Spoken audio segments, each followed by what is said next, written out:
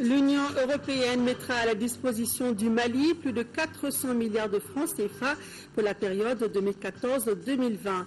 Un point obtenu par le Premier ministre Oumar Tatamli qui est à Bruxelles pour la deuxième réunion de suivi de la conférence des donateurs pour le développement du Mali. Les députés ont revisité cet après-midi une clause dans le rapport de la commission ad hoc de l'Assemblée nationale. Elle concerne la répartition du temps de parole à l'hémicycle.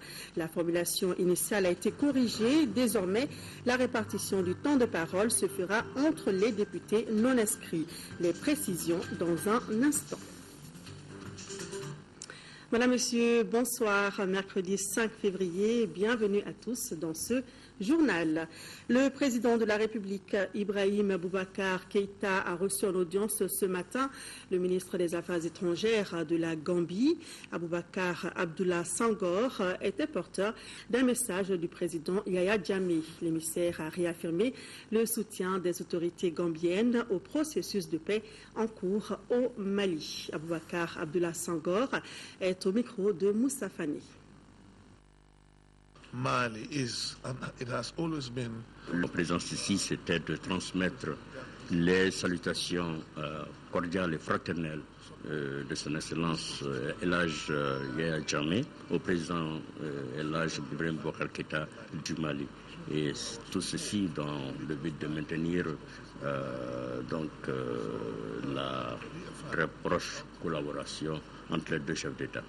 Nous avons eu l'honneur de dire au président de la République au nom du président Yaya Jammeh de Gambie que la Gambie soutient le processus de paix au Mali. Le président Yaya Jammeh nous a également chargé de féliciter le président de la République du Mali pour sa brillante victoire à l'élection présidentielle. Il nous a chargé également, pendant notre séjour à Bamako, de réaffirmer son engagement pour le processus de paix au Mali. Je vous l'annonçais il y a juste un instant, l'Union européenne mettra à la disposition du Mali plus de 400 milliards de francs CFA pour la période 2014-2020. L'annonce a été faite ce matin à l'ouverture des travaux de la deuxième réunion de suivi de la conférence des donateurs pour le développement du Mali. Le Premier ministre Oumar Tatamli, qui présidait la rencontre, a souligné que les fonds qui sont mis à la disposition de notre pays seront bien utilisés. Envoyé spécial à Bruxelles, Tchède Kamara, Amadou Sankari. C'est le siège de la Commission de l'Union européenne qui a accueilli cette deuxième réunion internationale de suivi de la conférence des donateurs pour le développement du Mali. Dès le début des travaux, l'ensemble des délégations ont salué le retour de notre pays à l'ordre constitutionnel. Une situation qui met à l'aise la communauté internationale pour soutenir les efforts de l'État malien. C'est pourquoi l'Union européenne a annoncé qu'elle mettra à la disposition du Mali pour la période 2014-2020 plus de 400 milliards de francs CFA. Une enveloppe qui sera répartie sur 4 secteurs correspondant aux priorités du Mali. Il s'agit de la réforme de l'État, de la consolidation de la paix, la sécurité alimentaire, l'éducation et la construction de l'axe routier reliant Gao et Kidal à la frontière algérienne. Et la France souhaite que cette mobilisation des donateurs se poursuive. Déjà, ce partenaire avait apporté sa contribution. Pour ce qui concerne la France, le président de la République avait annoncé 280 millions d'euros à la conférence de Bruxelles. 200 millions sont engagés, 55 millions versés. Ces chiffres sont exceptionnels.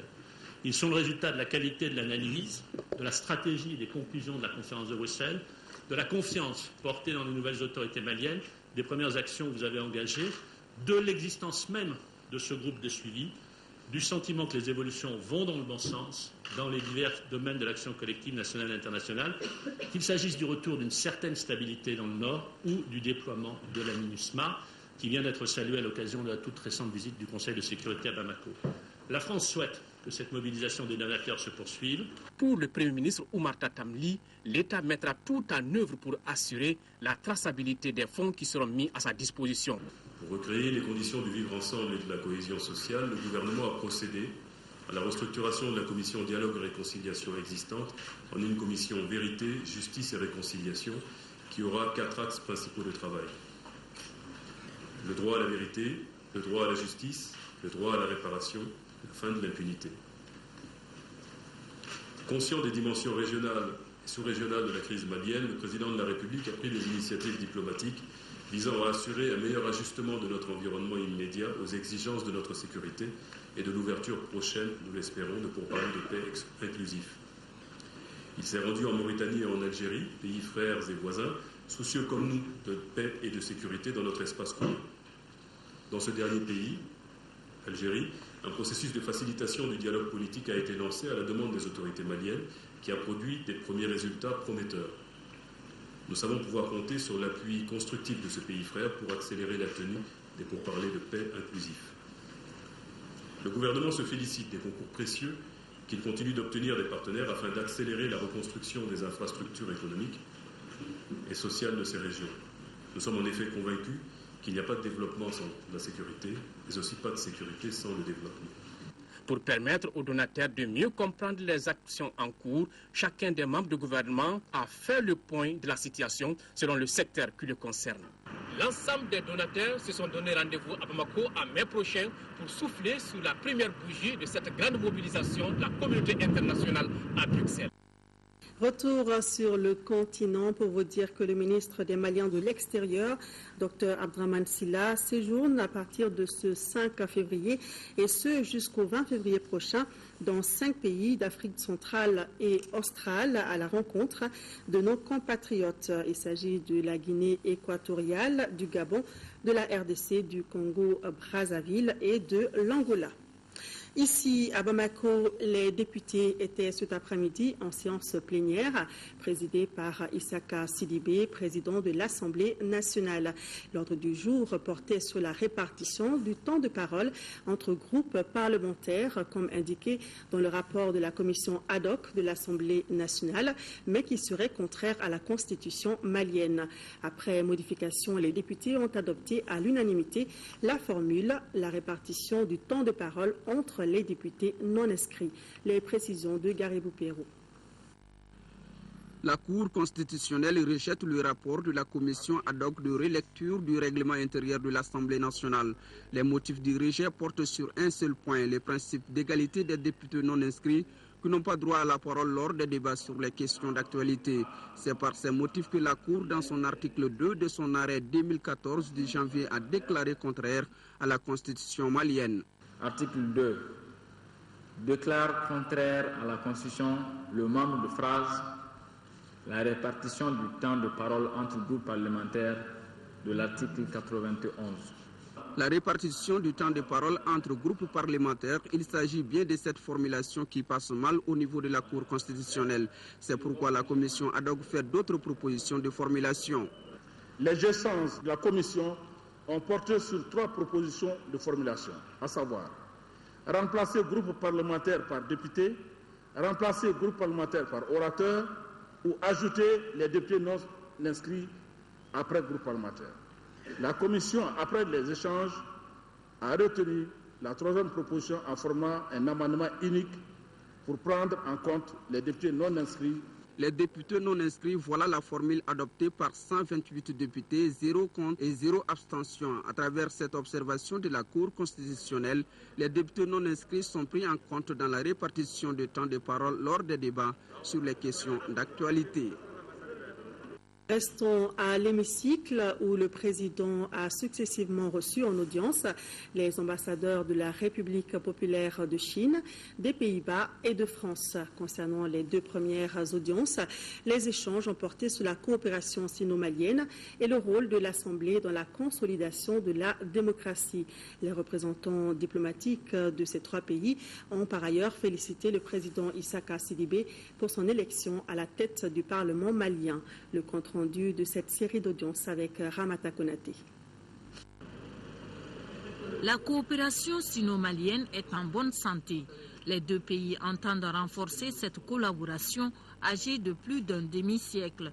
C'est ce qu'a laissé entendre l'ambassadeur de la République populaire de Chine au Mali à sa sortie d'audience chez le président de l'Assemblée nationale. J'espère que dans l'avenir, les 2 l'Assemblée nationale peuvent approfondir la coopération et faire les échanges personnels ou bien des députés entre les deux assemblées nationales. Et comment se porte la coopération entre le Mali et la Chine? La coopération se porte très bien depuis toujours, depuis les 50 ans.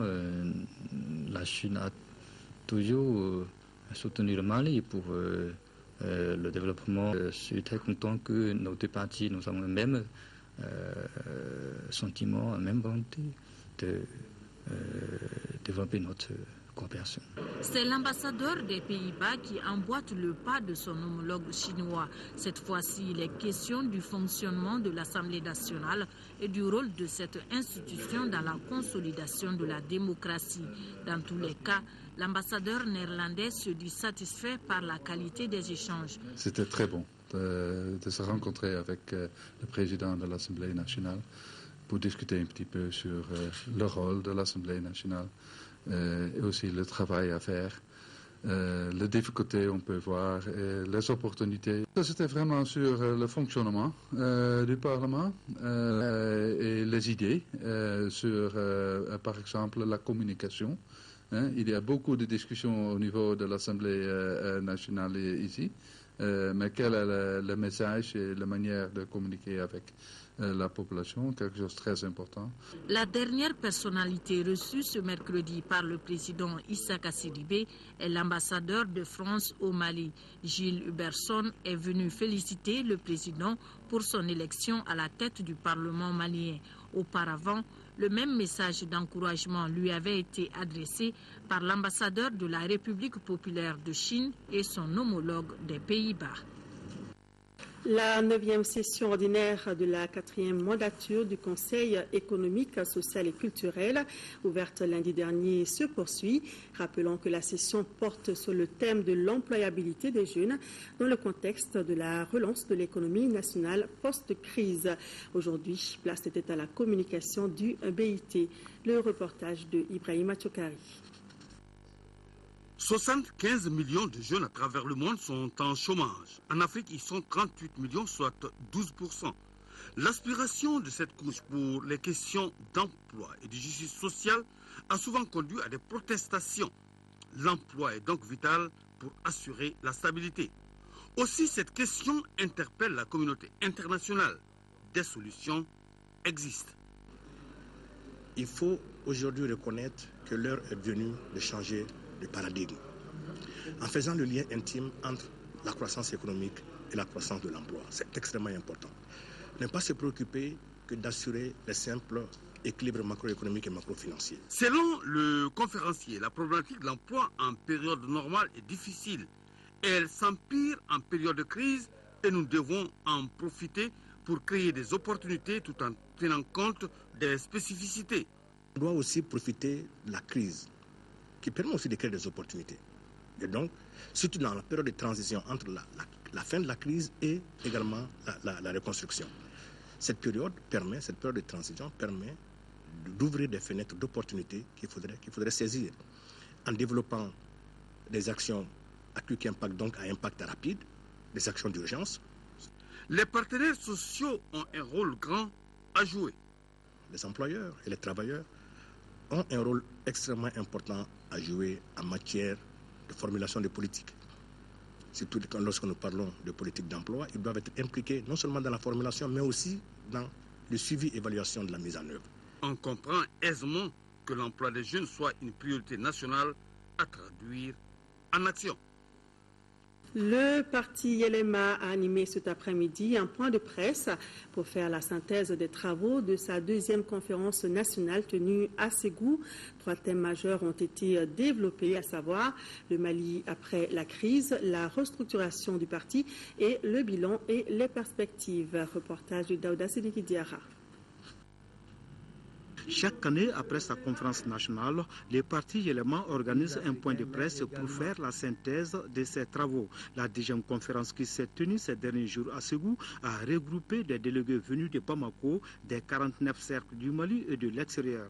Pendant 2 jours, selon le conférencier, les participants ont abordé 3 thèmes en atelier, à savoir le Mali après les crises, la structuration du parti, les bilans et les perspectives des élections.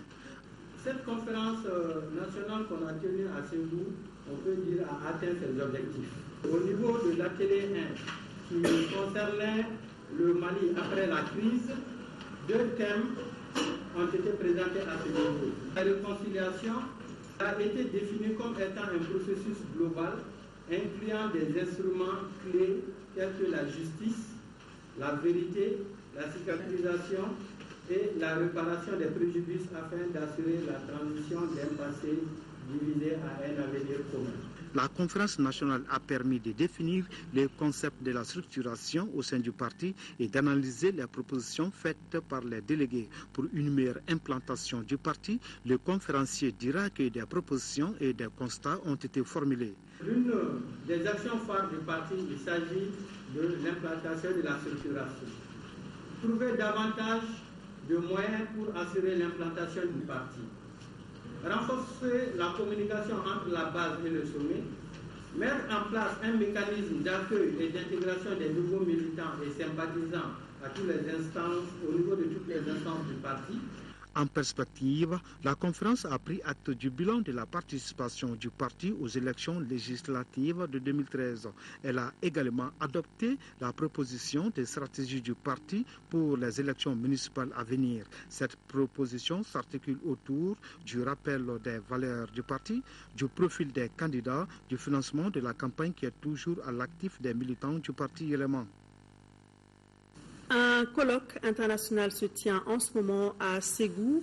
Les panélistes venus du continent tentent de trouver une solution aux crises récurrentes qui sévissent en Afrique.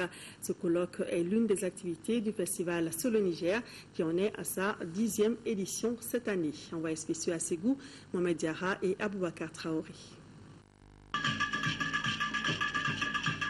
Les sommeliers de la culture africaine se retrouvent à Ségou pour parler d'un thème d'une brûlante actualité, renaissance africaine, enjeux et perspectives. Pourquoi la renaissance?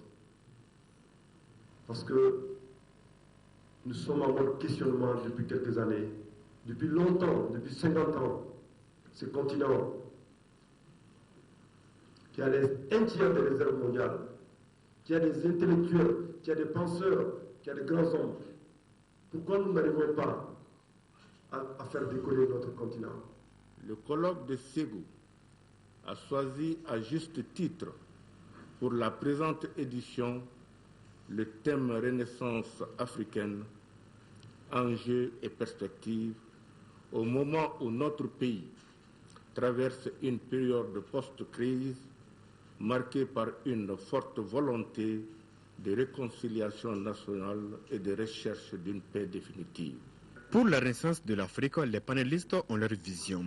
Ils estiment que les dirigeants africains doivent prendre leurs responsabilités. C'est ce qui ressort de l'exposé du professeur de l'Université de Yaoundé. La communication de Célestin Tagou a porté sur les liens entre renaissance africaine et gestion politique des conflits. Ce qui fait problème, c'est selon moi le contrôle du pouvoir central. Il y a une difficulté pour nous d'articuler de manière satisfaisante pour tout le monde la redistribution des ressources entre les centres et les périphéries, que ce soit les ressources économiques, politiques ou n'importe quoi. Les potentialités, l'Afrique en dispose et la preuve, le continent enregistre la plus forte croissance économique dans le monde. C'est pourquoi l'ancien ambassadeur Abdoulaye Diop a la conviction que cette renaissance est possible. Il y a quand même des croissances à 2 chiffres. Certains pays dépassent 12% de croissance sur le continent, pendant que l'Europe et l'Amérique sont vraiment en récession. Donc en même temps, je pense que ça présente une grande opportunité. L'Afrique a la population la plus jeune sur le continent. C'est un défi important parce qu'il faut construire plus de classes, plus de centres de santé, mais en même temps, si nous arrivons à mieux former ces jeunes, ça sera un atout formidable pour le continent. Pour le cas du Mali, la crise que nous avons connue doit servir d'exemple. Il faut tirer tous les enseignements afin de faire du renouveau du Mali une réalité. Le panéliste est convaincu que la culture doit être au centre de cette refondation. La gestion, c'est des principes. Chaque fois qu'on met les principes à côté, on sort des principes, on crée des difficultés. Et les Maliens aujourd'hui, il faut qu'on accepte tous que si nous voulons sortir notre pays des difficultés, il faut revenir aux principes. Il faut revenir aux valeurs, parce que c'est les valeurs qui donnent sens. La brèche est donc ouverte pour 72 heures, soit la durée du festival. Chacun apportera sa petite idée pour la renaissance de l'Afrique. C'est donc la saison des festivals. Après un festival ambulant à travers le Burkina Faso, les initiateurs du 14e festival au désert sont à Ségou pour participer à un autre festival, celui sur le Niger. Envoyés spéciaux à Touré, Moïse Traoré. Le festival se veut un tremplin sur lequel se côtoient débutants et artistes confirmés. La guitariste-chanteuse native de Kati a fait partie de la pléiade d'artistes de la caravane de la paix du festival au désert. Ce que j'attends, c'est vraiment un échange. C'est l'occasion de faire des rencontres, d'avoir des contacts, mais c'est aussi un échange culturel.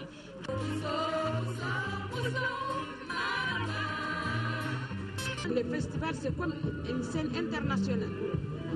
Tous les artistes qui n'ont pas eu la chance de sortir, ils peuvent être repérés dans un festival. Les groupes de la caravane du festival avaient participé au festival Taragalta du Maroc. Le meilleur message qu'on peut véhiculer par la culture, par la musique, par là, c'est plus important et ça touche vraiment la population directement, mieux que tous ces problèmes politiques qui bloquent vraiment tout déplogage de la situation. Donc c'est pour cela qu'il faut vraiment passer ce message culturel par la culture, qui est très important. Les manifestations artistiques les plus courues du Mali sont certainement le festival sur le Niger et le festival au désert d'Essakan ou à Tombouctou. Les valeurs qui sont portées par l'équipe organisatrice, il y a ce message qui existe depuis le départ que j'ai ressenti et au-delà de ça, il y a quelque chose qui pour moi m'a donné la force de créer mon festival, c'est-à-dire une philosophie, une sagesse, des convictions, asseoir son projet sur des convictions. Quand on a des convictions, on peut aller très loin. Ce festival a eu des retombées énormes économiques sur la région de Tombouctou, sur le tourisme en général au Mali, sur beaucoup de plans pour les artistes et pour la culture. Mais notre objectif au départ, c'était le développement culturel. Et ça tient toujours après, depuis que cette crise, depuis ce problème, est venue une nouvelle donne qui est celle du renforcement de l'unité nationale, de la cohésion sociale, de la réconciliation.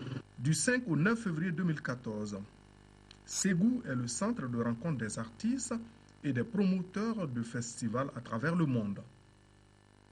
Place à présent à l'actualité sur le continent. En Centrafrique, les déplacés sont de plus en plus nombreux, même si certains sont rentrés chez eux. Malgré un semblant de calme, la sécurité n'est pas encore établie dans le pays. La présidente Catherine Samba-Panza a mis en garde les fauteurs de troubles. Un flot continu de réfugiés traverse la frontière camerounaise, à pied, à moto ou entassés dans des camions surchargés. Par milliers, ces musulmans fuient les violences sectaires qui ravagent la Centrafrique. Ils ont tout laissé derrière eux et s'installent à Garoua-Boulé, dans un dénuement complet. Il n'y a pas de manger, il n'y a pas de savon, il n'y a pas de drap, il n'y a pas de comme ça, je vais souffrir. La Croix-Rouge tente de répertorier ces nouveaux venus, de leur trouver un toit. C'est la population locale qui les prend en charge. Ici, on espère se retrouver et se reposer.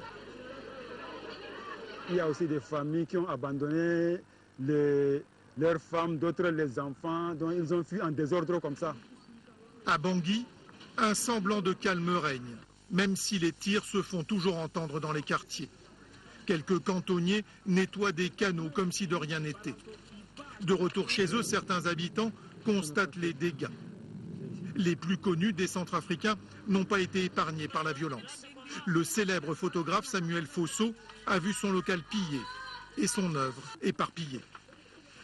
Les Centrafricains même qui ont pillé cette maison, les chrétiens qui connaissent bien ce photographe-là, il a duré ici, il a fait des photographes pendant des années ici. Mais le retour à la normale a ses limites.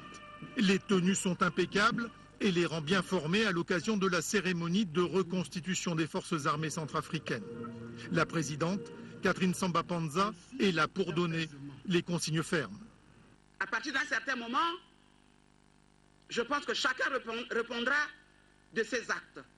Je mets en garde les fauteurs de troubles qui continuent à semer le désordre dans le pays. À peine ces paroles prononcées, la haine reprend le dessus. Des éléments FACA s'attaquent à un jeune homme en civil. Accusé d'être un déserteur qui a rejoint les rangs de la rébellion Séléka, il a été lynché sur place et son corps traîné dans la rue. Quittons le continent pour un tour dans le monde, dont voici l'essentiel de l'actualité en bref et en images. Nouvelle série d'attaques à Bagdad. 3 attentats ont eu lieu ce mercredi dans la capitale irakienne, dont l'un devant le ministère des Affaires étrangères. Bilan, 24 morts. Ces attentats interviennent alors que les forces de sécurité poursuivent leurs opérations pour reprendre aux insurgés des secteurs situés à l'ouest de Bagdad. Il n'y a plus d'armes chimiques en Libye, c'est ce qu'a annoncé mardi son ministre des Affaires étrangères. Cet arsenal avait été constitué par l'ex-dictateur Mouammar Kadhafi, qui avait commencé à le détruire après avoir signé le traité international contre les armes chimiques. Après sa chute, le démantèlement s'est accéléré avec l'aide de plusieurs puissances occidentales qui craignaient que ces armes ne tombent entre les mains de terroristes. À la télévision afghane, mardi soir, le premier débat de la présidentielle. Sur le plateau, 5 candidats, tous d'accord sur un point, il faut stabiliser le pays au plus vite. Tous se sont dit ouverts à des négociations avec les talibans tout en prônant la fermeté face à leurs attaques. Au total, 11 candidats sont en lice pour succéder à Hamid Karzai, qui ne peut pas se représenter au scrutin du 5 avril. Des villages totalement submergés. En Bolivie, les pluies torrentielles ont provoqué des inondations dans la région de l'Amazonie. Les autorités tentent actuellement d'évacuer des dizaines de villages. Depuis 3 mois, les inondations à répétition ont coûté la vie à au moins 30 personnes en Bolivie. Retour à l'actualité nationale, nous parlons de la lutte contre le trafic de stupéfiants. La brigade mobile d'intervention a saisi plus de 300 kg de chanvre indien sur des transporteurs sénégalais. Les malfrats utilisaient des véhicules, un camion remorque et une Sotrama pour camoufler leurs marchandises. Heureusement, ils se sont heurtés à la vigilance des agents de la brigade mobile d'intervention qui ont mis un frein à leur trafic. Mariam Sagara est allée voir. Plus de 300 kg de chanvre indien ont été saisis sur des Sénégalais. Ces narcotrafiquants très rusés ont un mode opératoire délicat qui trompe la vigilance des agents les plus doués. Cependant, ces soldats de l'économie ont utilisé des méthodes on ne peut plus mieux. Les moyens par lesquels vraiment arrêter cette drogue était en train de passer n'est pas du tout, n'est-ce pas, un moyen quand même fortuit. Au fait, le véhicule plateau à nu, comme vous l'avez vu, s'est déplacé de Bamako jusqu'au derrière Kati, derrière le Dral, sans rien, n'est-ce pas, à bord. Et après, le véhicule est allé s'engouffrer dans un talus où, après, a été rejoint par cette Sotrama qui, au fait, contenait la drogue, les 172 briques. Et c'est à ce niveau maintenant qu'ils ont transbordé les chanvres indiens dans des caches spécialement aménagées sous le plateau en question. Ces délinquants qui ont pris la fuite viennent à Bamako avec des remorques complètement vides. On a procédé vraiment à l'écart du contenu qui nous a donné en tout 172 briques de chanvre indien qui étaient enfouies sous ce véhicule, comme vous l'avez vu, un véhicule vide, un simple plateau, et à la vue, n'est-ce pas, duquel on ne peut pas du tout, n'est-ce pas, se rendre compte ou bien remarquer ou bien se dire même que ça peut vraiment transporter cette quantité. Le Mali, par sa situation géographique, est devenu un lieu de passage de prédilection de la drogue pour d'autres pays. Ainsi, malgré la persévérance des douaniers, ces trafiquants ne cessent de développer des stratégies pour arriver à leur fin. 8e session du conseil d'administration de l'Agence nationale de télésanté et d'informatique médicale Antime. Les administrateurs devront approuver le projet d'établissement des ressources humaines de la structure. Fatoumata Kone. L'insuffisance de ressources humaines et financières, l'insuffisance d'équipements, l'étroitesse des locaux, difficultés auxquelles l'Agence nationale de télésanté et d'informatique médicale ANTIM était confrontée. Malgré cela, l'ANTIM a fait des réalisations courant 2013. L'année 2013 a permis la réalisation des activités planifiées à hauteur de 61%, un taux de mobilisation des ressources budgétaires de 89%, avec un taux d'exécution de 80%. Cette 8e session est placée sous le signe de la Renaissance. Pour ce faire, l'agence a élaboré un nouveau projet d'établissement 2014-2018.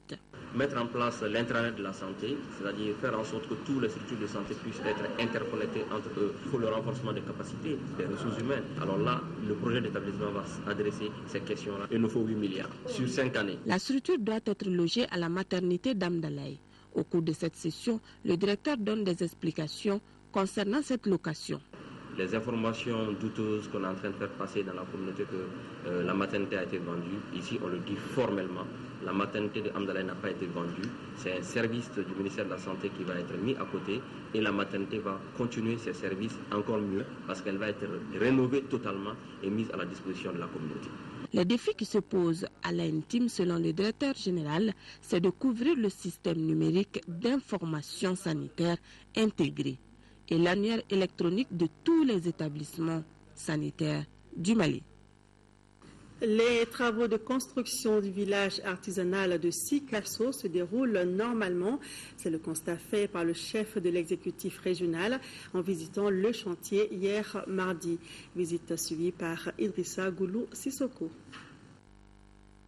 En se rendant sur le chantier du village artisanal de Sikasso, le gouverneur de la région voulait se rendre compte de l'état d'avancement des travaux. Démarré en août 2013, le chantier a connu un moment d'arrêt avant de redémarrer. Aujourd'hui, le taux de réalisation est de 49,9% et l'entreprise assure que le délai de fin des travaux sera respecté. Le village comprend des sites d'exposition, de vente, des bureaux administratifs, des ateliers, des salles de réunion, une salle informatique, une buvette et une infirmerie. Vu l'envergure du projet quand même pour les populations de Sikasso, nous nous sommes trouvés en devoir de venir voir ce qui se passe. Et très sincèrement, je suis très satisfait de l'évolution des travaux.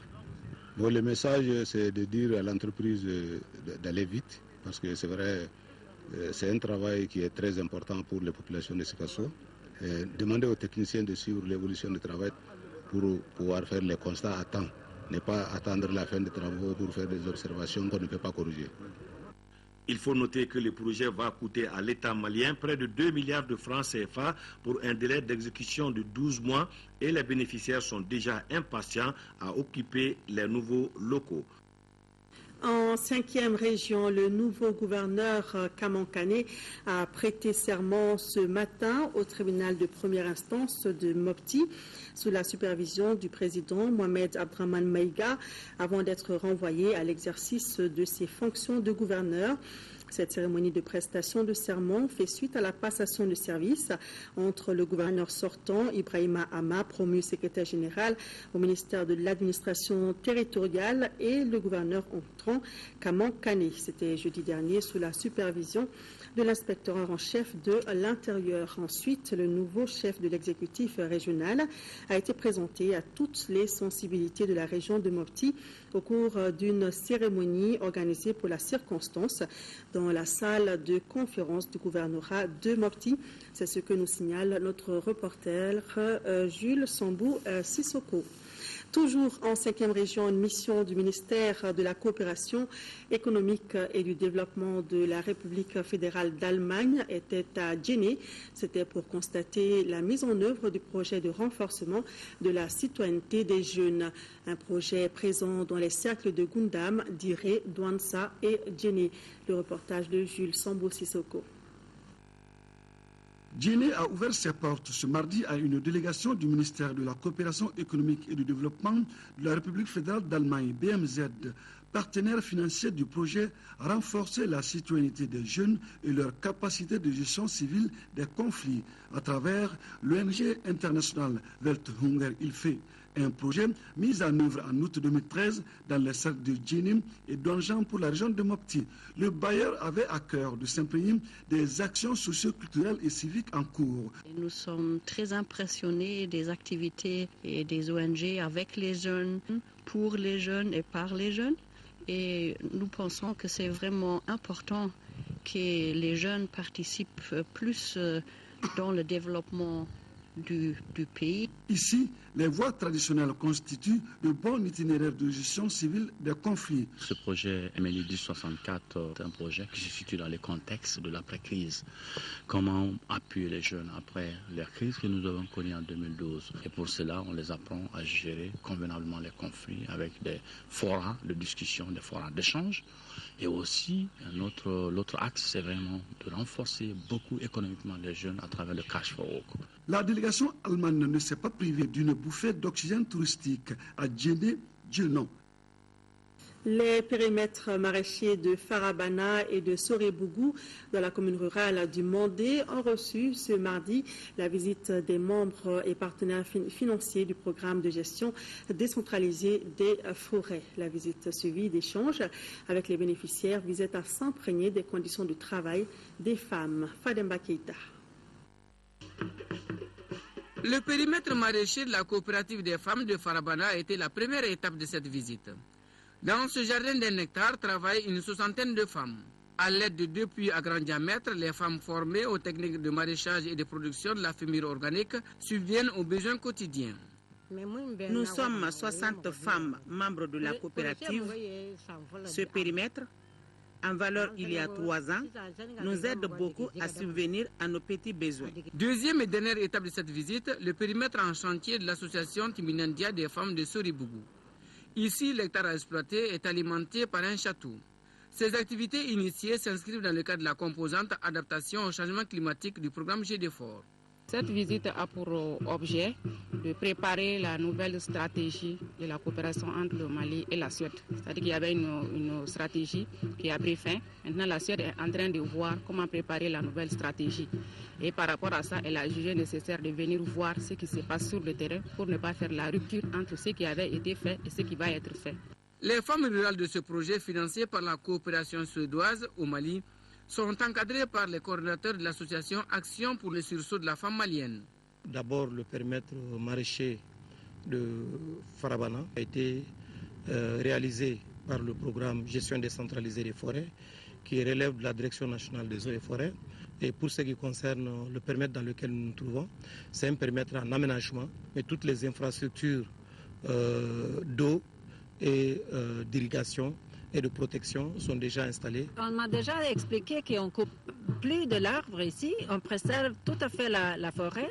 Les femmes ont une alternative, on fait la cultivation ici, on a des recettes, on peut se nourrir, on peut vendre. Mise en œuvre à hauteur de 5 milliards de francs CFA, il couvre plus de 30 communes des régions de Sikasso, Koulikoro et Kaye. Voilà, madame, monsieur, c'est la fin de ce journal. Merci de votre attention. Je vous retrouve, s'il plaît à Dieu, demain soir. Mais avant, vous serez avec Amara Malé Diallo à 10h et 13h. Merci et bonne suite de programme à tous sur l'ORTM.